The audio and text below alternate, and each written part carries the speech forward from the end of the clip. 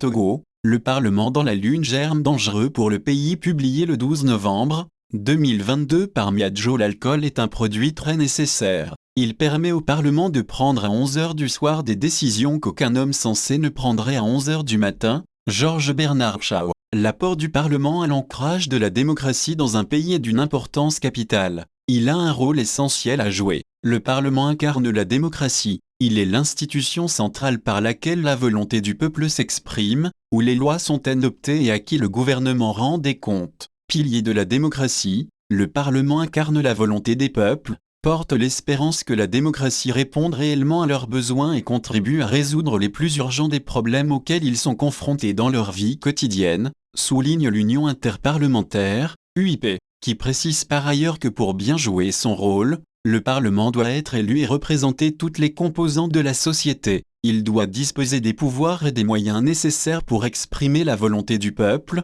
grâce à ses fonctions législatives et de contrôle. Il peut ainsi contribuer efficacement à garantir les droits et les libertés du peuple, à assurer la paix civile et un développement harmonieux. C'est à tout le contraire qu'on observe au Togo, qui dispose d'une Assemblée nationale quasi monolithique dont les députés, au lieu d'être élus, ont été nommés, une incongruité togolaise, et représentent le parti au pouvoir UNIR et ses supplétifs. C'est ce qui explique les dérives constantes qu'on observe de la part de ces députés godillots. Beaucoup d'observateurs se sont toujours posé la question de l'utilité du Parlement togolais actuel, qui s'est de tout temps comporté comme un appendice du gouvernement. Les députés de la législature actuelle qui siègent au Parlement au nom du peuple n'ont curieusement jamais pensé à ce peuple aux fins de défendre et de protéger ses droits fondamentaux, notamment ses droits économiques et sociaux. Ils se sont plutôt mis en accompagnateurs de l'exécutif et se particularisent surtout par leur réflexe à se fondre de façon intempestive en gratitude à l'endroit de leur bienfaiteur, le chef de l'État,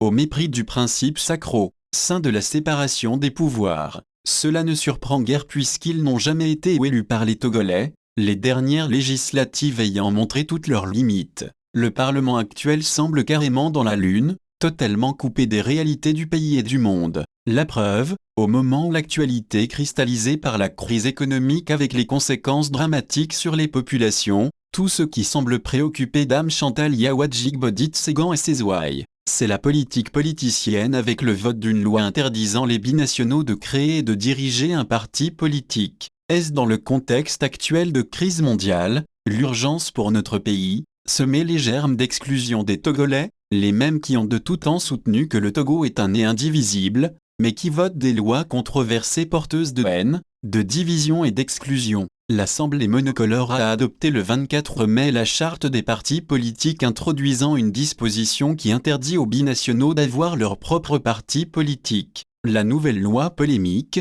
sujette à interprétation, dit que nul ne peut être fondateur ou dirigeant d'un parti politique s'il n'a pas la nationalité togolaise d'origine, s'il n'est pas domicilié au Togo. Sont essentiellement visés les Togolais de la diaspora, parmi lesquels Tikpi Atchadam, Kofi Amgnan, François Boko, Agbeyome Kodjo, etc. Manifestement très satisfaite, la présidente de l'Assemblée nationale, Yawat Segan, souligne que la loi porte en elle la marque des avancées démocratiques dans notre pays et exhorte le gouvernement à mettre en œuvre les modifications afin de traduire dans la réalité la noble ambition du président de la République. Mais beaucoup d'acteurs politiques n'ont pas la même lecture et dénoncent une loi porteuse de germes dangereux pour le pays. Medara Metep.